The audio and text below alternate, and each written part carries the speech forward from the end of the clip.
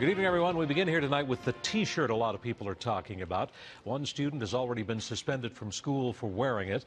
The shirt proclaims a Christian message and has been deemed inappropriate for school. But some other students plan to wear it tomorrow in protest. Here is CTV's Gareth McDonald.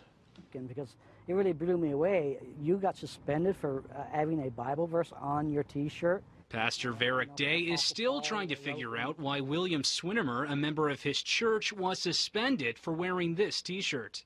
This is very stressful, being at a school and dealing with all the different issues, but overall he is upholding very well. Swinimer wasn't doing interviews today. The grade 12 student started his 5-day suspension from Forest Heights Community School on Monday after some students complained the shirt was offensive. I'm an atheist myself, and I'm kind of offended because it's basically stating that my life is wasted without Jesus. It's just not a fair statement at all, and I think the reason for him getting suspended is reasonable. The superintendent says the board has no problem with students expressing their religious views, but in this case, the shirt crossed the line. We do ask that our students are expressing their views in a way that could not be interpreted by other students as a criticism of their beliefs. And the education minister is standing behind her. Well, I'm very appreciative of the way and the manner in which the board is handling that situation. And so I'm very appreciative of the leadership of the superintendent.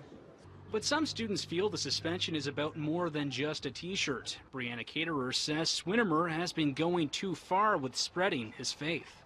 He's been preaching to all of the students about his religion, whether they want to hear it or not, like exchange students from all over the world. Swinimer's pastor says the grade 12 student isn't trying to offend anyone.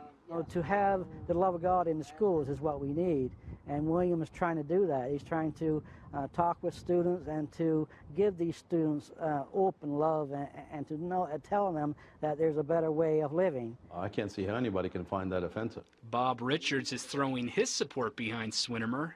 But I think if he gets more people to read the verse and chapter he's talking about, he'll get more people thinking about what's right and what's wrong, and the country needs more of that. Richards is donating enough money to have 100 of the T-shirts made. Swinimer's pastor hopes students will support the suspended student by wearing the T-shirts to school tomorrow.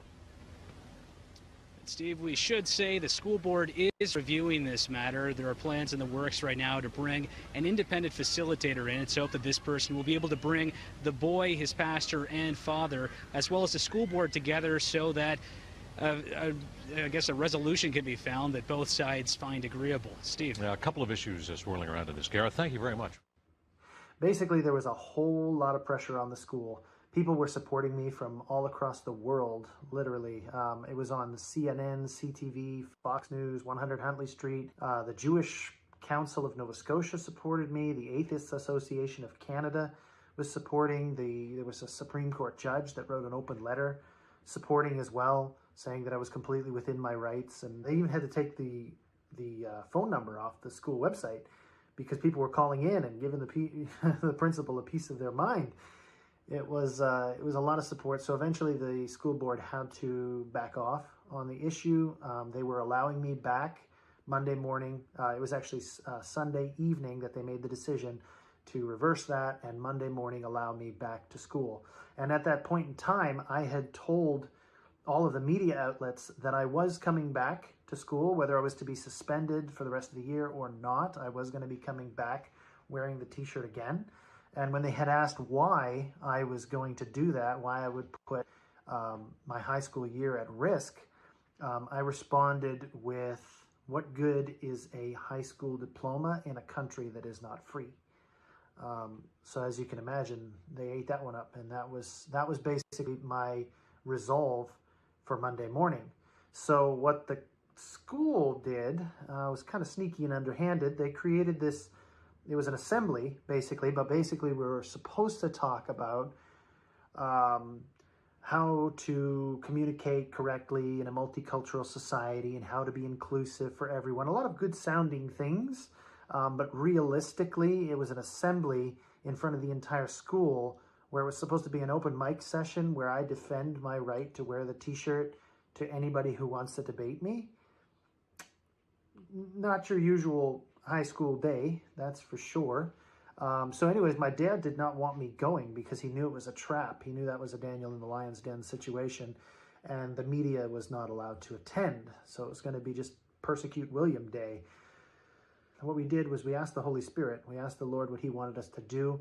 And what I really felt the Lord leading me to do was to go into school, to sign in the office, sign out, and then leave in protest, and let's just get back to like a normal school day here, please and thank you. That way I went to school like I said that I was going to. I wore the t-shirt, and then we didn't participate in whatever that thing was supposed to be. And then a few days later, I'm happy to say things went back to normal. They didn't have any more of these meetings. I think the advice that I would give is that your relationship with the Lord is number one. You can't really stand for Christ in your own strength. Nobody can do that. The world is too strong, especially these days. I believe that you have it worse even than I did just a few years ago in high school. It's been consistently getting worse and more hostile towards Christianity. I don't believe there's just any way anybody can stand or even do anything without the power of the Holy Spirit allowing them to do that. So that's why for each and every one of us, high school or in our workplace or in college or university or anywhere in life, any age, our relationship with the Lord is what everything flows out of. So I would say it's not that you need to focus on evangelism. It's not that you need to focus on all of the things that you can do for Christ. All of those things will flow out of that heart that is submitted to him. And in submitting your heart to him, trusting him that he'll give you the ability to do so.